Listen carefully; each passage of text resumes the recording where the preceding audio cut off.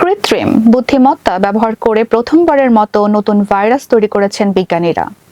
চিকিৎসা বিজ্ঞানের জন্য এটি একটি গুরুত্বপূর্ণ মাইলফলক, তবে প্রযুক্তিটি ভবিষ্যতে কতটা নিরাপদ থাকবে তা নিয়েও প্রশ্ন উঠেছে। দ্য গার্ডিয়ানের প্রতিবেদনে বলা হয়েছে, এখানে যে ভাইরাস তৈরি করা হয়েছে তা ব্যাকটেরিওফাজ বা সংক্ষেপে ফাজ নামে পরিচিত। এ ধরনের ভাইরাস কেবল ব্যাকটেরিয়াকে সংক্রমিত করে, মানুষ বা অন্য প্রাণীকে নয়।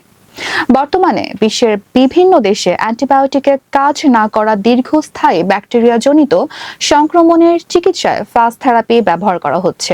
গবেষণাগারে দেখা গেছে, এআই নকশা করা কয়েকটি ফাজের সমন্বয়ে তৈরি একটি ককটেল এমন ইকোলাই ব্যাকটেরিয়াকেও ধ্বংস করতে সক্ষম হয়েছে, যেগুলো প্রাকৃতিক ফাজের প্রতিরোধী হয়ে উঠেছিল।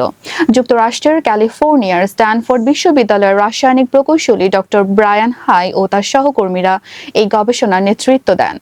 তারা জিনোম ল্যাঙ্গুয়েজ মডেল নামে পরিচিত এক ধরনের এআই ব্যবহার করেন, যা মূলত মানুষের ব্যবহৃত বড় ভাষা মডেলের সংস্করণ। এই প্রযুক্তির সাহায্যে তারা নতুন ফাজের জিনোম বা জিনগত নকশা তৈরি করেন। এরপর সেই নকশা ব্যবহার করে পরীক্ষাগারে সত্যিকারের ফাজ তৈরি করা হয় এবং ব্যাকটেরিয়ার উপর পরীক্ষা চালানো হয়। গবেষকদের বিশ্বাস, ভবিষ্যতে এই প্রযুক্তির সাহায্যে খুব দ্রুত নির্দিষ্ট ব্যাকটেরিয়ার বিরুদ্ধে নতুন ফাজ তৈরি করা যাবে। ফলে এমন অনেক সংক্রমণের চিকিৎসা করা সম্ভব যেগুলো এখন সহজে সারানো যায় না। তবে বিজ্ঞানীরা শুরু থেকে সতর্ক থাকার কথা বলেছেন। তাদের মতে, এমন প্রযুক্তি ব্যবহার করার সময় নিরাপত্তাকে সবচেয়ে বেশি গুরুত্ব দিতে হবে। তাই এই ধরনের গবেষণায় নিরাপত্তা বিশেষজ্ঞদেরও যুক্ত থাকার পরামর্শ দিয়েছেন তারা। একই বিষয়ে মন্তব্য করেছেন যুক্তরাষ্ট্রের জনস হপকিন্স বিশ্ববিদ্যালয়ের দুই গবেষক টম ইংলেসবি ও মরিটস হাঙ্কে।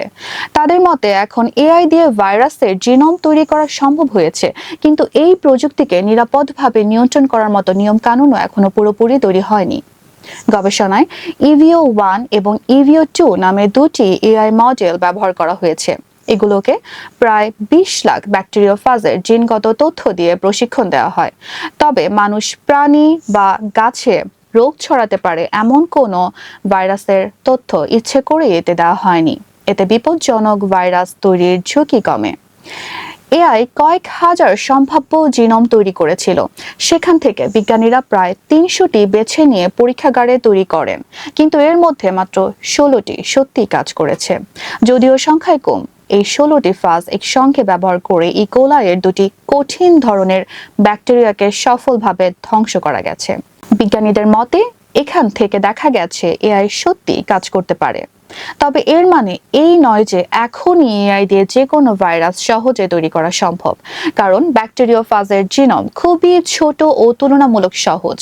মানুষ বা প্রাণীতে রোগ ছড়ানো ভাইরাসের জিনোম অনেক বেশি জটিল।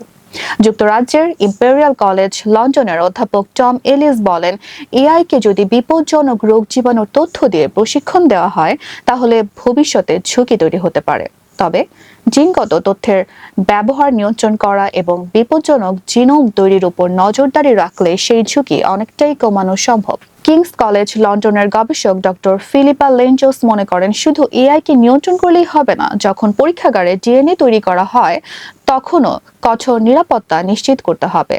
পাশাপাশি গবেষণা, প্রযুক্তির ব্যবহার ও পরীক্ষাগারের নিরাপত্তা সব ক্ষেত্রেই সতর্ক থাকতে হবে। বিজ্ঞানীরা বলেছেন, এআই ভবিষ্যতে চিকিৎসা বিজ্ঞানে নতুন দরজা খুলে দিতে পারে। তবে সেই দরজা যেন মানুষের জন্য আশীর্বাদ হয়ে ওঠে, বিপদ নয়, সেটি নিশ্চিত করাই এখন সবচেয়ে বড় দায়িত্ব। নুসরাত জাহান, টাইমস 24।